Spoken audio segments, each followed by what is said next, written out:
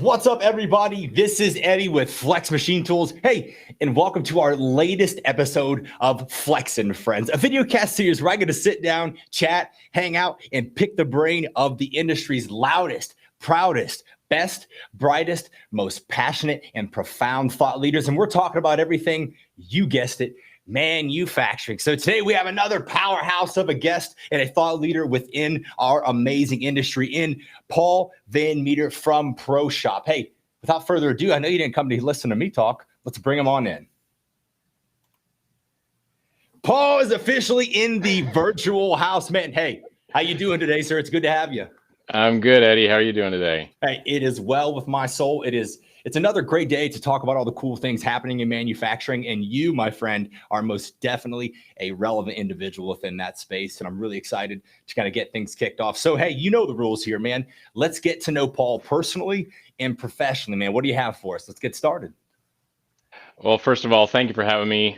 You were just a ball of energy. I love I love watching your shows. And so thank you for having me on it. It's an honor. So who am I? Like most people, there's a lot of facets to me. I'm a husband. I'm a father of 2 boys. I'm a lifetime backpacker. I'm a carpenter. I'm a former machinist. I love cars. I drive too fast. I love to read. I'm a big fan of hugs. I love hugging. And I guess lastly, I'm an entrepreneur and business owner. And just super passionate about manufacturing. That's amazing. He loves fast cars and hugs. That's what I pulled from that. There you go. That, I guess, you're passionate about manufacturing. That's a good summary. I heard it all, I promise, but no, that's amazing, especially in these times. It's good to know that people are still appreciating a solid hug every once in a while, right? Absolutely. No, I dig it, man. I dig it. So with that, you're obviously a very interesting human being, inside of ProShop and outside. But when it comes to ProShop, man, what do you do there? What's your role? How many hats do you wear? Tell us about it. Yeah, I'm one of the founders, so been here since day one. I am responsible for the growth and scaling of ProShop. So anything having to do with our brand, the marketplace, customers, and also really helping set the vision for what the future path of ProShop is in terms of what the industry is looking for, what companies are wanting and needing, and kind of helping set that direction. So that's me. That's what I do. There you go. There you go. Day in, day out, man. You are the man. So, and then with that, I know you got a pretty interesting history. Everyone thinks you didn't just jump into ProShop. It didn't happen overnight. You bring a lot of relevant skills and knowledge and expertise to that technological solution that you're providing. So let's hear that backstory, man. I got an image. Let's pull up while we're talking about it as well. Yeah, I love these pictures. It just brings me back to memory lane. I fell in love with manufacturing in college. So my partners and I, that gang there that you see, there we go. We went to college together and we built that car and several others. So we were part of this really cool engineering, hands-on manufacturing program. Our school had a full machine shop, CNC machine shop in it. So we had basically unlimited access to CNC machines and as much as aluminum as we could possibly ever use. Like nice. we're right here in Boeing's backyard, and they would donate material, to the program. Funny story, that car that we built. First of all, almost everything underneath that body is machined parts. The suspension is machined, the chassis is mostly machined. Everything we made out from scratch, and we just fell in love with machining. But the table we put this thing together on was literally like a 6-inch thick slab of aluminum that was about 4 feet wide and 8 feet long. We didn't even realize at the time that piece of material was probably worth, $10,000. But right. Anyway, fell in love with it, and decided as we got close to graduating, we were like, you know what? We just want to keep working together. We love doing this stuff. We love making things. And so rather than scatter to the wind, we started a machine shop. And the guy on the far right there his name is Darcy. He took out a second mortgage on his house, and with that, we bought that Haas VF4 you see in the shop, and a manual mill and lathe, and a bandsaw, and just started knocking on doors, trying to run a machine shop. We were pretty young, pretty dumb, but sometimes that's the best way to just jump in and didn't have much to lose, single, young, most of the guys lived in a big house together. And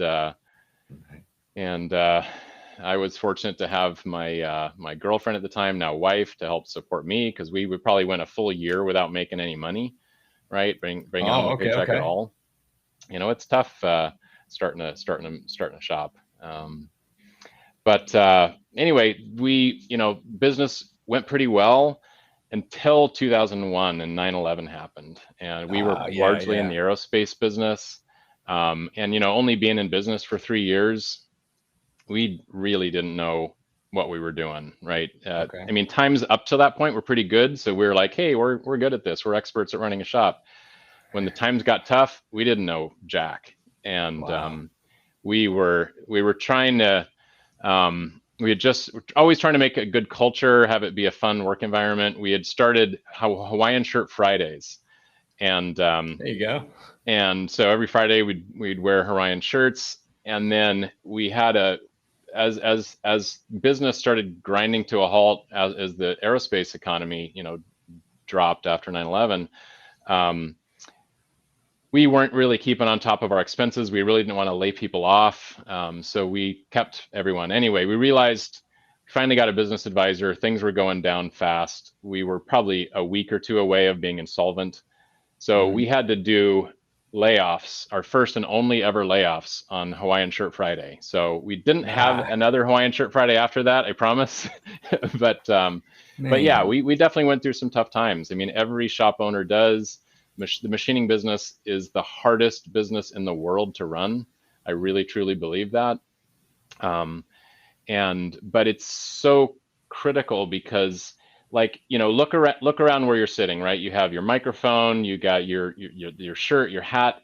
Every single thing that's manufactured starts with machines, right? Machines assemble things, they make things, the plastics, the metals, the woods, the circuit boards, the glass, and all of that starts with machining. Machined parts are at the core of everything in the world. And so it is just absolutely critical that companies, family-run businesses, small, medium-sized shops, thrive and survive, right? It's the absolute bedrock of the economy.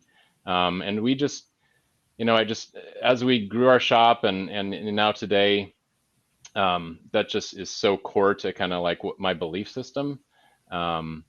And one thing I was just thinking about in preparation for this, right? We all think of, and we know that first responders and medical professionals are like the heroes of our society. I think job shop owners are the heroes of our economy, right? They are working in very tough businesses, turning raw materials into precision finished, durable products. The job is hard, the margins are slim, but they do that every day because they love it. They love taking, they love making stuff, right? It's their passion. Anyway, so that's how I got into manufacturing and why I'm so passionate about it.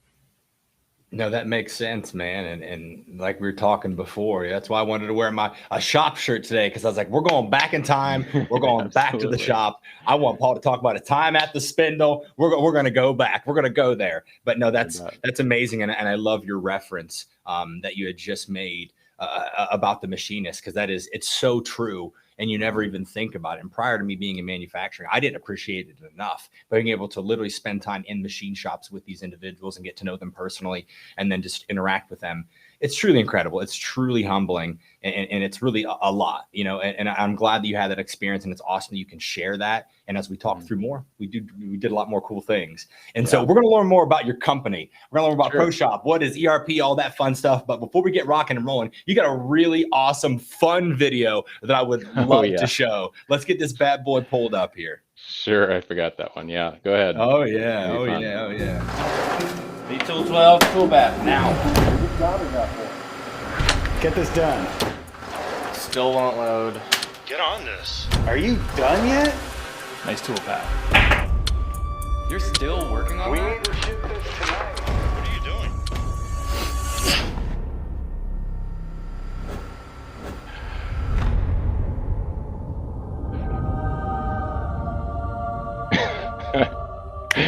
That cracks me up every time I see it. I love it. You should be so proud of that because it's amazing. And I would not be happy content doing this episode if we couldn't show that wonderful marketing artistry. So That with was that, so much that fun to sets us- make. Yeah. Right, And yeah. one of the young kid in that video, not the programmer, but one of the kids that put something on the desk, that's my son actually. No Is, way. yeah. No way. It's so funny you say that because I felt crazy. I was looking at his face and I'm like, I don't want to assume, but Yeah, the redhead. Yeah, there's that resemblance. So I feel physically lighter now knowing that. That's amazing. That's really cool. But kudos and congratulations on that. That's really cool. But that transitioned us right into, okay, ProShop, ERP, MES, QMS, ASAP. Oh my gosh, acronyms. Feed us, man. What do these mean? What's going on? It's way too many acronyms, I know. Well, obviously, ERP, everyone knows what that is. That's enterprise resource planning. That's like the software that a company uses to run the office and the main, systems, the financial positions of the company. MES is manufacturing execution systems. It is basically software and systems to allow the shop floor and the manufacturing processes to be as efficient as possible. And then QMS is quality management systems, right? It is the software to help manage your ISO certification or your AS9100.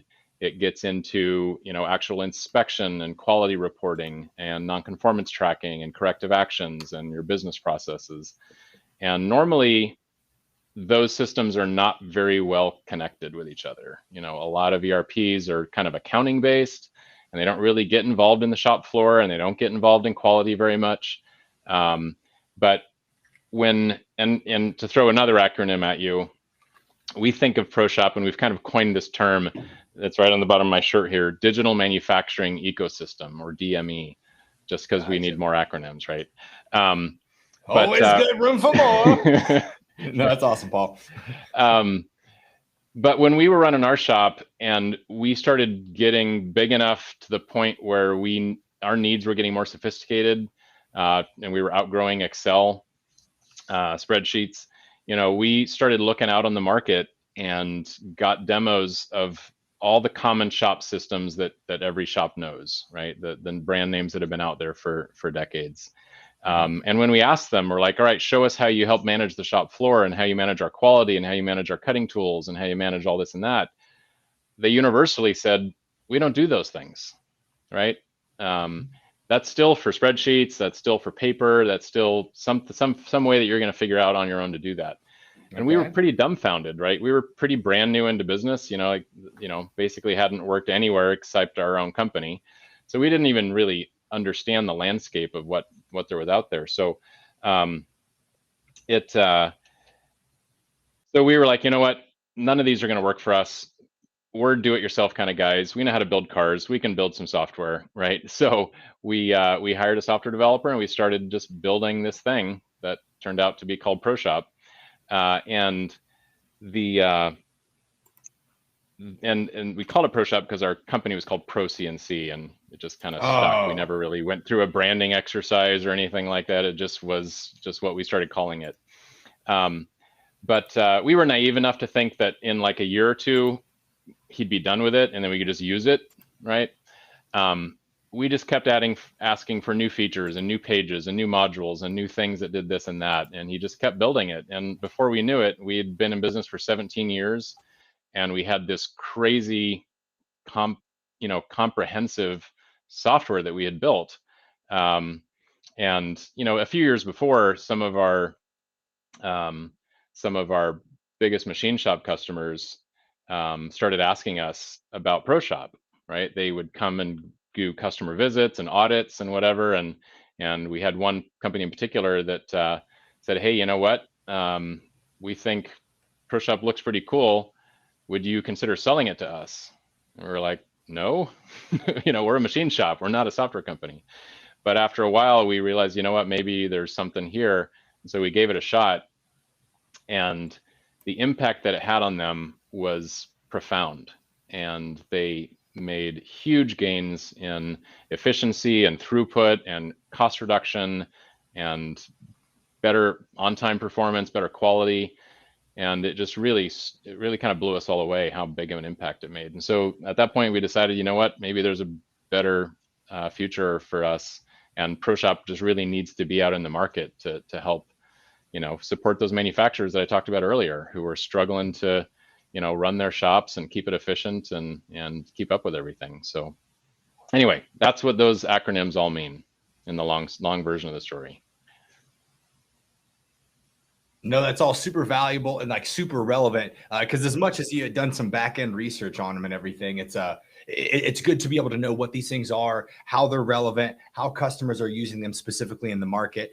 And so one thing, so how do these pieces of technology add value to just manufacturing in general? Yeah, so in general, these different sort of software products, again, which are usually standalone and kind of segregated, they help decrease administrative burden when they're really combined well, like we think we do. Completely eliminating paper from the shop floor. ProShop's a totally paperless system. Trying to eliminate tribal knowledge. Tribal knowledge is a huge problem in almost every single shop out there. Even in a daily operation, it's a problem, but especially now with baby boomers getting to the age that they are, and there's so many skilled journeyman level machinists that are going to be leaving the industry, that they're just going to leave with a ton of knowledge in their heads. Then that knowledge needs to be transferred down to the younger generation. So, all these kind of systems are necessary to, just really help run the administration of a company, and trying to keep that administration as low burden as possible. But unfortunately, most companies deal with a pretty high level of burden. So, so yeah. No, it's interesting because it sounds like really what it is you're doing, it helps just alleviate a lot of these issues that people are having literally at the spindle, before the spindle. And there's a lot of convenience that's added there. It's kind of just overwhelming to think about the types of changes that can come from just utilizing those small pieces of technology. And when it comes down to it, we're all talking about addressing these specific things in that gap, making it easier, thinking about the future generation. But when it comes to kind of spreading the good word, because we also have to actually talk about, that future coming into that workforce, regardless of how convenient we're making it for them. So how are you specifically spreading the good word of manufacturing to the world, my man? Well, we are really focused on education. I think you and I talked, we've been working for a couple of years now with a company called Eagle Manufacturing. It's a student-run high school machine shop business. Nice. It was modeled after another program called Cardinal Manufacturing. But we are excited to say that we just this week have brought on our second machine shop high school program, another donation. We donate the software to them. And those programs are teaching high school kids real world experience, in not only the technology side of CNC programming and machining and setups, but they're getting real life employability skills of, sales and marketing and management and showing up on time and professional etiquette. And it's so important. And it's so, it has to be a part of the future of our manufacturing economy, quite honestly. Right? Yeah, truly, especially with, I know Manufacturing Day is coming up, and unfortunately enough, I wasn't even super familiar with that prior to, but then learning kind of about what that is. It's actually a day, and there's a lot of kind of hype and buzz around that. It's awesome to know there are initiatives out there. So I guess what are some of the more rewarding things? We'll take just a quick dive into that with all the things you're doing to get into the schools and really facilitate the message. So what's that big rewarding item that you're kind of seeing from that? All those efforts, I should say. Sure. We recently connected one of our other just regular commercial customers with, this high school program. So they're now having the students go tour and, and starting to recruit students out of that program. I would definitely, when we were running our shop, every single shop deals with not having enough skilled talent in the workforce, right? Finding enough workers, it's just ubiquitous in the industry right now. We were always super tied into the local technical college that was near us. They had a machining program. We always had one or two employees on the advisory board of that machining program for two reasons. One, we could help the program improve because they were teaching some kind of old-fashioned stuff. Yeah. So helping them elevate their program, donating materials, tools, expertise. But then the real sort of benefit to us was every year, there was 15 to 20 students graduating out of the program, and we had sort of pick of the crop, the best and brightest talent out of that program to come into our business. Yeah. So being able to kind of be on the opposite side of that, supporting these schools now, so their students are going out and getting jobs at these manufacturers is just incredibly rewarding.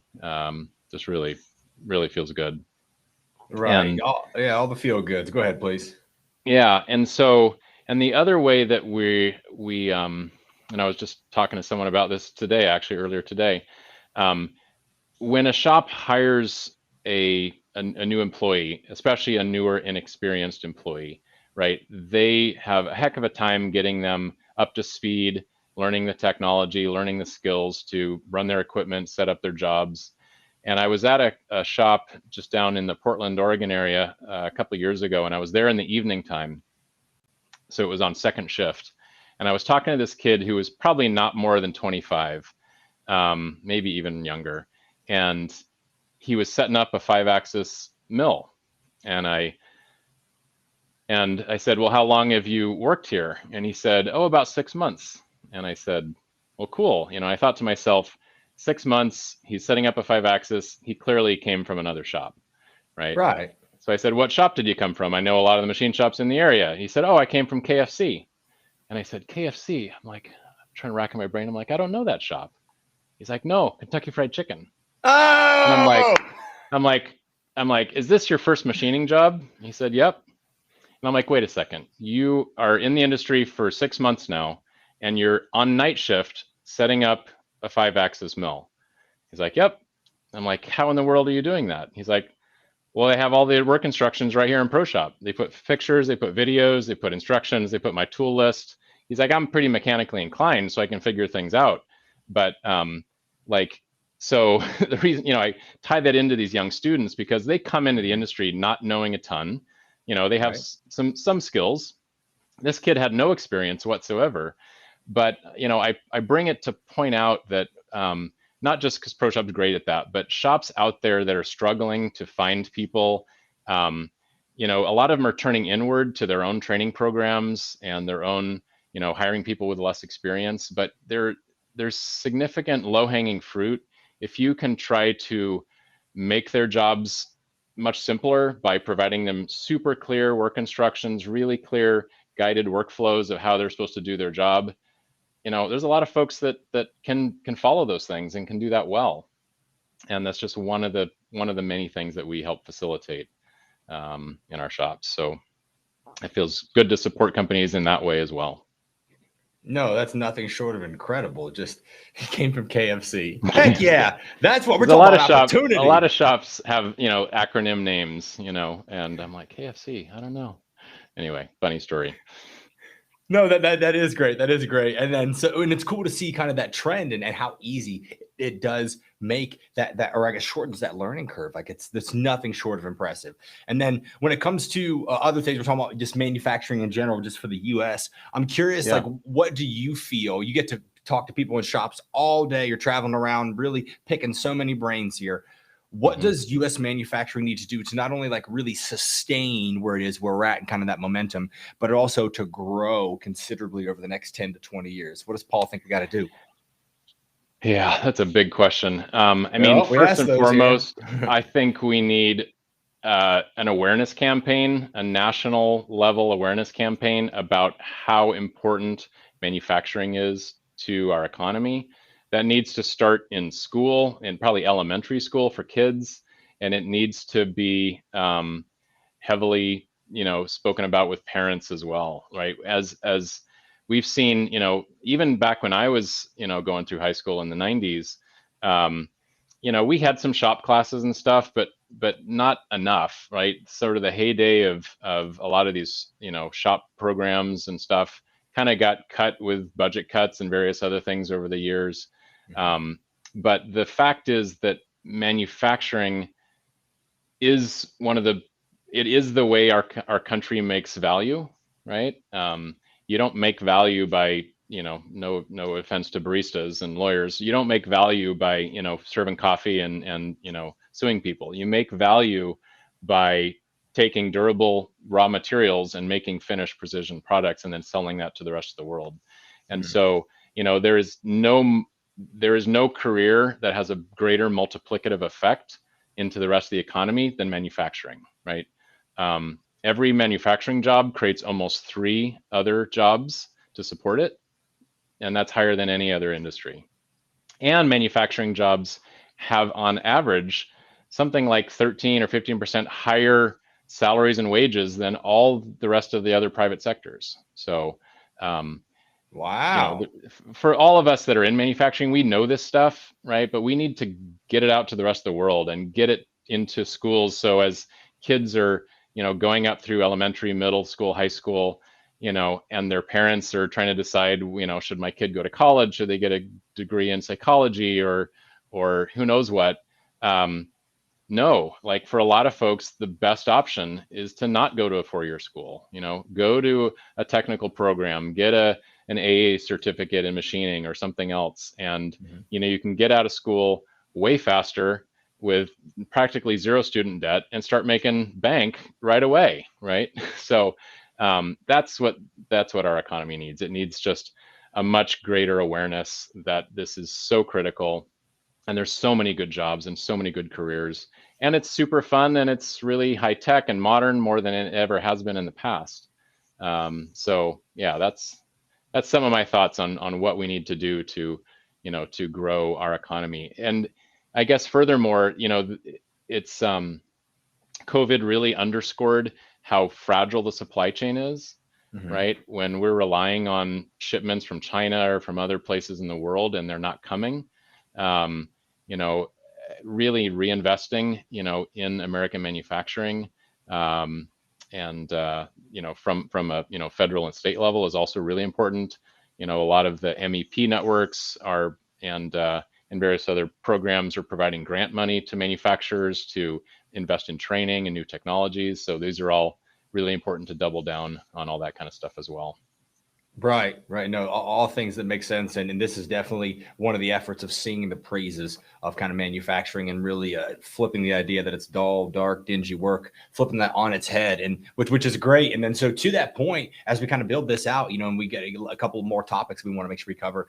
What are some cool things that you think are happening in manufacturing? There's so much, but maybe what's an item or two that you think is just really, really cool and kind of really gets you excited about the future? I mean, manufacturing, especially the machining industry right now, is booming, right? It is growing like crazy. There's a lot of reasons why they are, again, the sort of underscoring of how important our domestic supply chain is after COVID has definitely been a positive influence. It was already growing. There was sort of a reshoring initiative before that. I don't know if you follow any of the hashtags Instamachinist. There is a big and fast growing Instamachinist community where these are, sort of solopreneurs that, are machinists and other job shop folks that maybe had worked in another shop, and they're going out, starting their own, single person shops and then growing those up. And social media has sort of provided a platform for them to kind of congregate, share ideas, share perspectives, share pictures, share tips and tricks. So that's really fun to see. We have a number of small shops that are using ProShop that have kind of clued me into that community. And it's incredibly passionate, incredibly active. I'm in a bunch of different, various Facebook and social media groups. And when there is a post by a machinist in one of these groups, there are more responses and likes and loves and celebrations than any other group I've ever been a part of, right? Wow. I mean, like someone posts, hey, we just got this new machine, pictures of the new machine coming on a truck. There's literally 300 or 400 responses to this. Wow. Great job, awesome. It reminds me of my first machine. Like this community is so engaged and so passionate. That's super exciting for me.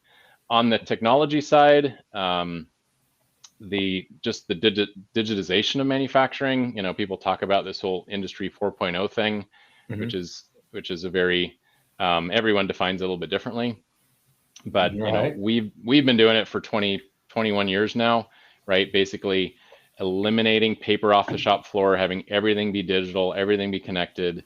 That is super exciting. The benefits of doing that are so immense that if all the small manufacturers could make the same kind of gains that are possible with a true digital transformation, the US would be absolutely unbeatable in manufacturing.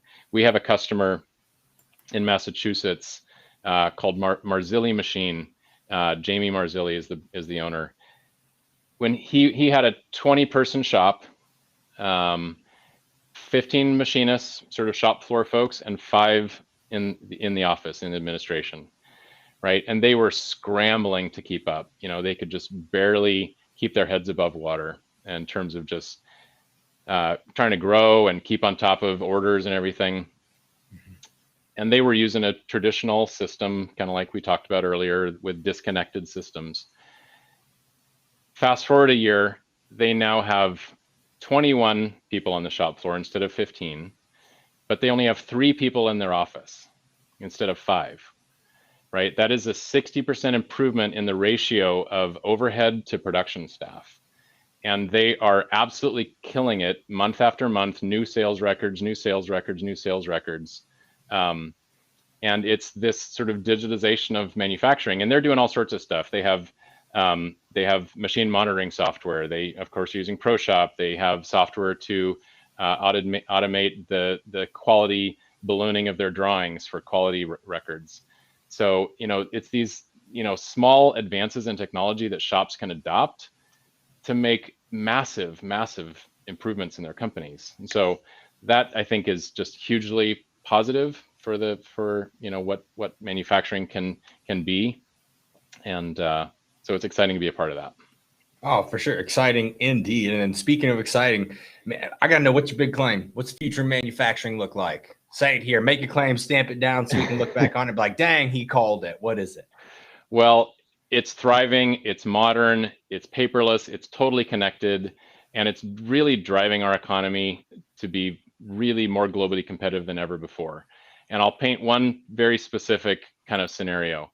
Imagine, and I know you've had Jason from Paperless Parts on here. So imagine starting with something like Paperless Parts, automating the quoting of new jobs. They flow seamlessly into a system like ProShop. We're also automating to a large degree the CNC machining process, right? Because through that automated quoting, you can actually apply kind of virtual tool paths. So we're to some degree automating the machining process, the programming process. Suppliers are connected right into these shops, so they can buy materials and cutting tools directly out of a system. Imagine shop floor workers have some sort of AR goggles or Google Glass. They can see their work instructions floating out in front of them. They can go to those machines, set them up as effectively and efficiently as possible. Maybe hand the production off to a robot while they go set up another job.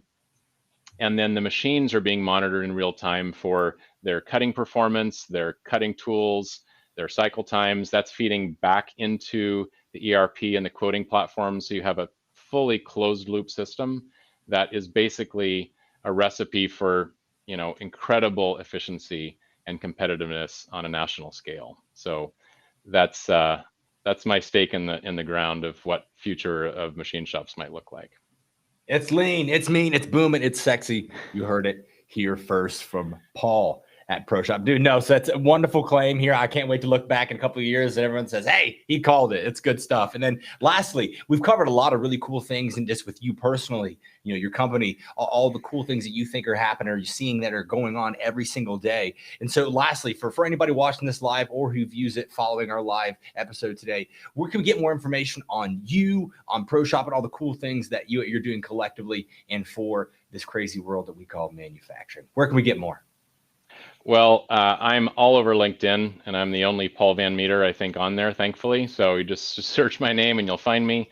Obviously, our website, ProShopERP.com, but you have our special website up here. Yeah. LoveYourERP.com. We launched this for Valentine's Day last year. So much fun. You know, This someone is so good. told me, he said, he's like marketing to machine shop owners with hot pink is a boss move. And I loved that quote. And we put this a little tongue in cheek together, but really not. You know, most people think of ERP systems as something that they hate, right? Or a necessary evil. And we've just heard in all the videos we do and all the customer feedback we get, we heard the word love so often. We're like, we need to buy that domain name. So, you know, we bought Love Your ERP and threw together a bunch of cheesy hearts and had a fun time of it. So that's definitely something fun to check out.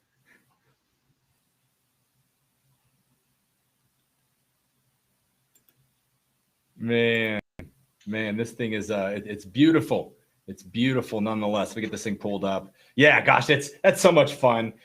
There are very few websites that I go on and I start feeling warm and fuzzy, and that yours is one of them. So that's incredible. Well, we gotta have. I mean, manufacturing is hard. We gotta lighten it up a little bit. We gotta have some fun with it too. This we do.